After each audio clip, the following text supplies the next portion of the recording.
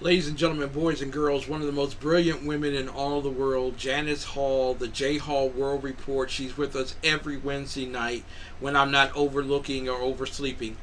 Uh, and she's bringing the most complex issues of the world down to the kitchen table for us to understand. Janice, it's a great joy to have you here with us tonight. Hi. We've it's been a week, right? It's been a week. What a week. There is now riverfront property, or actually, I think lakefront property in Beirut, Lebanon. What? Too soon? Too soon? Probably a little soon, yes. Too little soon. Okay. But apparently, ammonium nitrate in a huge cargo box, the kind that you would find on a cargo ship, was warehoused in Beirut, Lebanon. All of a sudden, fireworks are going off nearby. The next thing you know, 150 miles away from Beirut, they can hear a major explosion. And literally, over 100 people have been killed, over 5,000 have been injured. There's an estimate of at least $25 million worth of damage in the city of Beirut. And the president was corrected today by the Secretary of Defense Espers, who says that it wasn't an attack, it was an accident. I gotta ask you here, how does Espers know that? Is he clairvoyant in 24 hours to know that this was an accident and not an attack? Maybe, probably. I honestly I don't think that we have the information to Mm-hmm. know whether it was an attack or whether it was an accident. I think that so far we do seem to have pretty good evidence that, it was ammonium nitrate that was there, that it was either purposely, I mean, it was obviously purposely being stored there, but had, was it there specifically to blow it up, or was it just being stored there? Um, my guess is that it was being stored there to be used by Mm-hmm. Hezbollah in Israel. And it was probably something of an accident. And this is this can happen when you play around with explosives and you try and kill other people with them. Well said. Well said. Now, Reuters, and you know Reuters, or Reuters, however way you wish to say it, the Russian funded news agency, basically pointed south in its analysis. They stated that Hezbollah and Israel may have been the culprits behind this. I don't remember Israel working with Hezbollah.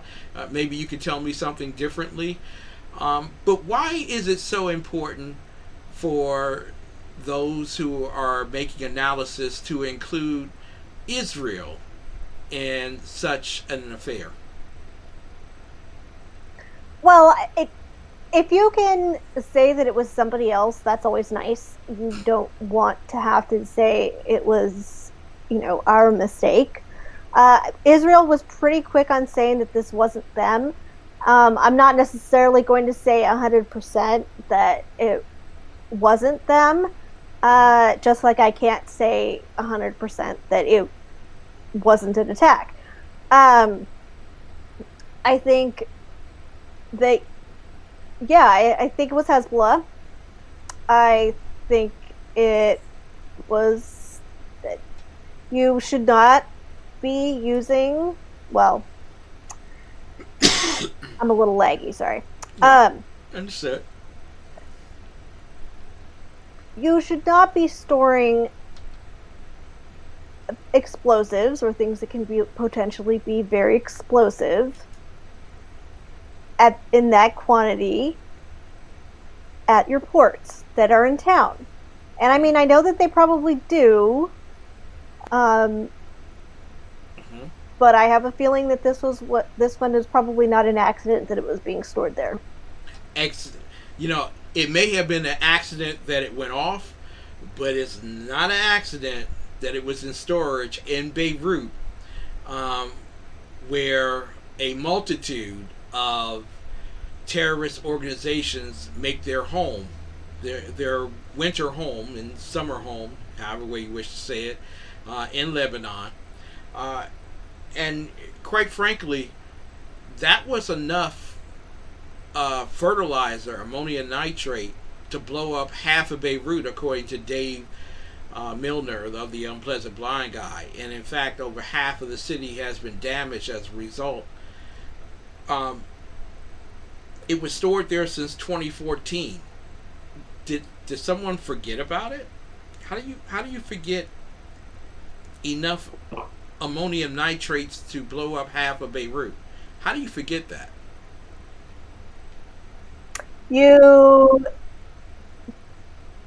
You forget it.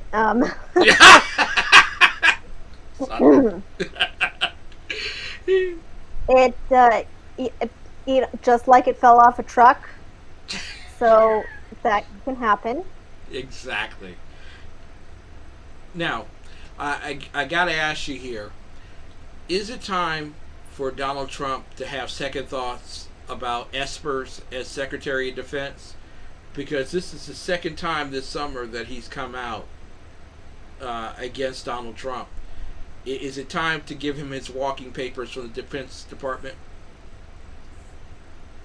Well, Trump does like to go through people. Does like to, when maybe third time. Might keep him on for one more strike. One more strike, which would be Yeah. election night, and after that, he should look Yep. for a new career. There you go. I want to ask you first and foremost your thoughts regarding Joe Biden being endorsed by Bruce Ivakin of the Communist Party of America. What were your thoughts about? Is that about going too far in terms of thinking that that's much, or is it much ado about nothing, as Shakespeare would write?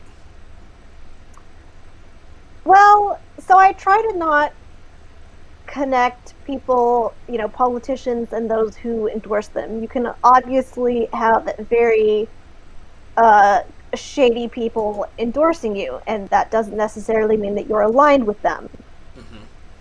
Mm-hmm. So I don't necessarily hold it against Biden. That said, flip side being, this is one of the first times that basically the Communist Party in the U.S. has decided that they want to endorse somebody, and it's Biden. And it probably has more to do with the fact of the Democrats than Biden specifically. I think that the Democrats have definitely been courting the communists. It's pretty clear that they are. And they're reciprocating. So, the Washington Post writes a very glorious story about the Chinese Communist Republic at a time period where we are trying to shelve TikTok and closing consulates and threatening to close future consulates if China doesn't shape up by the 15th, which is supposed to be the date that we're going to be meeting with them to discuss the last treaty that we had with them. Uh, should we garner from this that the left is completely tossed over into the Marxist aisle and that they are inviting as many people as they can to come with them on the magic journey? Yeah, I think that's true. I think that they've been there for a while. I think that they don't really seem to be hiding their love of centralized oppressive government. Mm-hmm. I think that it's it, they've been there for a while, Yeah. right? The Democrats have been there for a while. Antifa's been there for a while. The Washington Post and a lot of the media have already been there. They, are not not hiding their their love for it. I think that uh, it could also be it could also be that because we are having this is okay. This is one of the times where our relationship with China is not as good.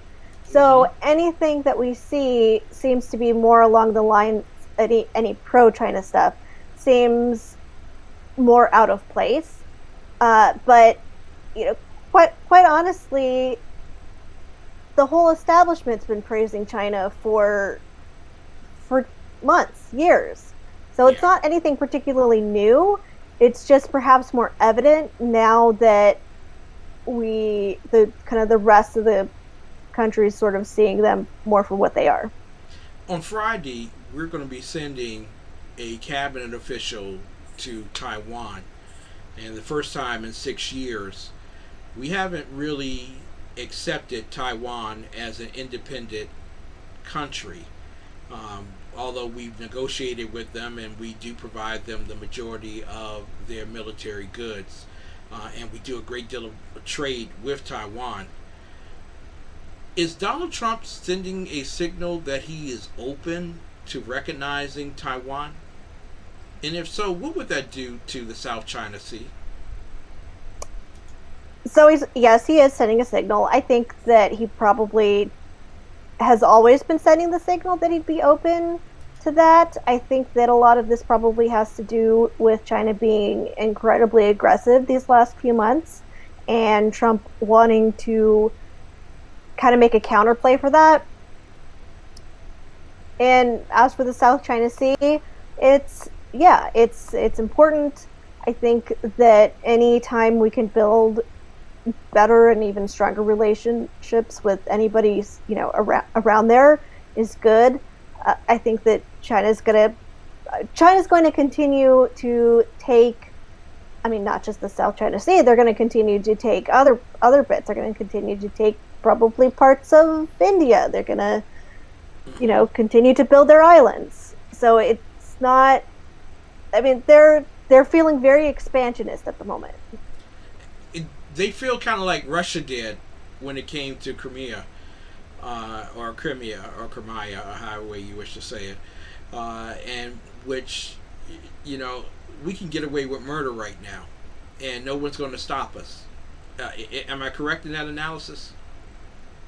I think that's about right, with the one caveat that China generally believes the entire world should be theirs. I don't think that Russia has quite so lofty ambitions. Mm-hmm. Just to the Atlantic, just to the Atlantic for Russia. Uh, that's not going to work. Um, I want to ask you about the coronavirus. You live in a state that has done a marvelous job controlling the coronavirus. People don't get sick there, they don't die in the state in which you live because Governor Newsom has done such a wonderful job fighting an invisible virus. So, I say that tongue in cheek. Uh, there are other countries that are beginning to blow up. Hong Kong, Australia, and other areas that are beginning to blow up with coronavirus. Can we finally put away the leftist narrative that they can control the virus? Well, you would hope so. I would like to think so. I think that we should have put it away a long time ago. But I am always surprised at just how wrong the media can be and just how connected to their narrative they are. And just their ability to lie, basically. And so, even though we are seeing them, it, even though we keep seeing hotspots, even though we keep seeing that it doesn't really matter if you're wearing a mask, it doesn't really matter if you are quarantining, that your your population is it's still going to go through the population, it's still going to affect people, it's still going to blow up. So even though we keep seeing that, we just if you're the media, you just still have to tell everybody that you all have to stay inside, you can't do anything, and you have to wear a mask. And You it's know, Trump's fault. Don't forget yeah, that. exactly. The UN General Secretary has said that the worst thing that can happen in America is if we don't open schools. Do you agree with him? Well, not really. I think I've made my position on schools pretty good, pretty well. I think that kids should generally not be in school. I think that kids should be with their parents. I think that they can learn a lot from their parents. I think that parents themselves probably need the responsibility and the motivation to teach their kids. And while I understand that there are, economic reasons for wanting, to put your kids in school and to have a babysitter all day, and I get that. But at the same time, being around your kids and helping them grow and teaching them is so incredibly important. And I'm not too unhappy that the schools are not opening. I agree with you. And probably the best thing that could have happened in the entire pandemic is that they did close the schools. And I'm praying that the public schools won't reopen, that they will only open the charter and the private and independent schools. Let them do the teaching. And let there be a support mechanism for homeschools so that you don't take the kids back to the indoctrination centers. But can you imagine a generation where you didn't have indoctrination by the left? Wow, that would be awesome. Simply It would be awesome. awesome. I got to ask you here because Moderna is coming up with a vaccine. We talked last week about Russia moving quickly on a vaccine, and now all the other countries of the world are running forward to the microphone and saying they're creating a vaccine, and we're just months away from a vaccine. All this vaccine talk, and Moderna had to report today that at least 8 people died. Oh, they cleared it up though and said that no, they didn't die as a result of the vaccine. They died because of COVID. But the important thing to remember is that the vaccine would work if it were applied. Do we need a vaccine at this point? I actually don't know. I'm going to defer to doctors and epidemiologists on this one. But it can't, yeah, I mean, we probably, I don't know, need it. It's probably a good thing to have. Um, but I mean, at the current rate, honestly, we may not need it by the time it's actually developed and fully tested. Exactly, because there are lots of doctors in Britain and in India that are saying the very same thing. It's beginning to wane out. It's beginning to die out, and they criticize Donald Trump for saying that. Is it better for doctors to say it than it is for Donald Trump? Yes, generally speaking, because whatever Trump says is terrible and awful and wrong, always. Always. However, that said, as we've seen in the past few weeks, even if you're a doctor and you happen to say something that kind of resembles what Trump is saying, you are also wrong and should be canceled and deplatformed. Exactly. Uh, there is a gentleman named John Hume, and I didn't know him personally, um, but heard of him. And he was noted as the greatest Irishman who has ever lived. And apparently he has passed away. And I wanted to ask you about John Hume. Why should we consider him at this time period? Why is he considered the greatest Irishman who's ever lived? Oh, I don't know this one. Okay. Okay. No problem. No problem. Tell me about him. Well, from what I've understood, this is from what I've understood, he has done a miraculous job, first and foremost, quelching the the differences between the Irish Republic and the Catholics and the Protestants per se in Ireland, and you know for a fact that situation's been kind of sticky since about the 1400s, and that he did a marvelous job and considered the Martin Luther King of his day.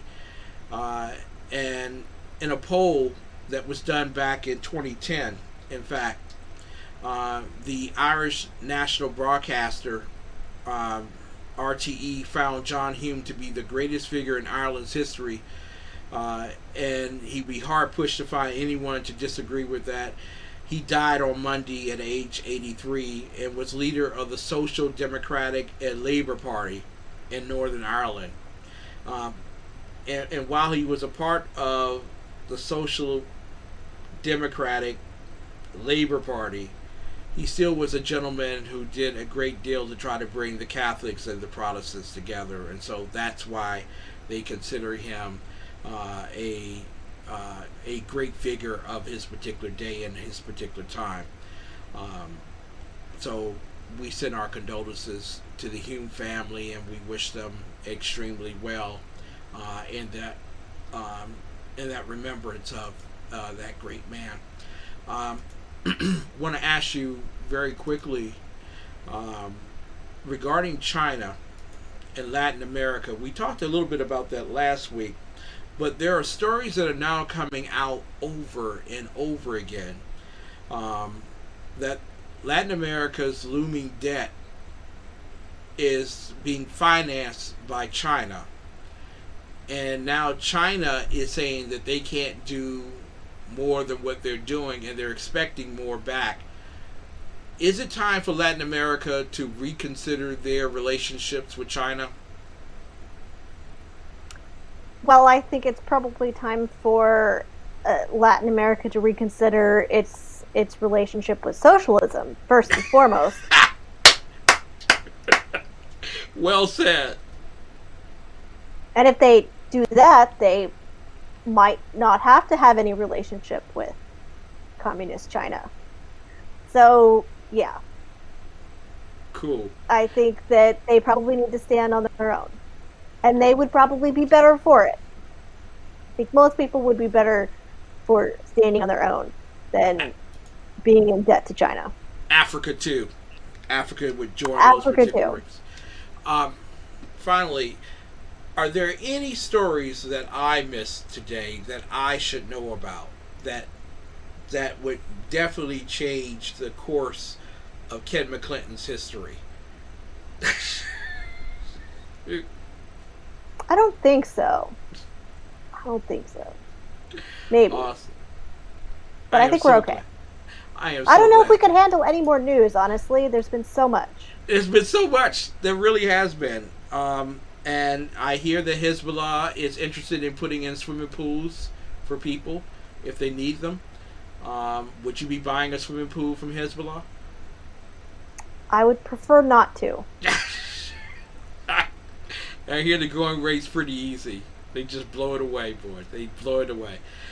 Janis, we love you. Thank you so much for being with us tonight.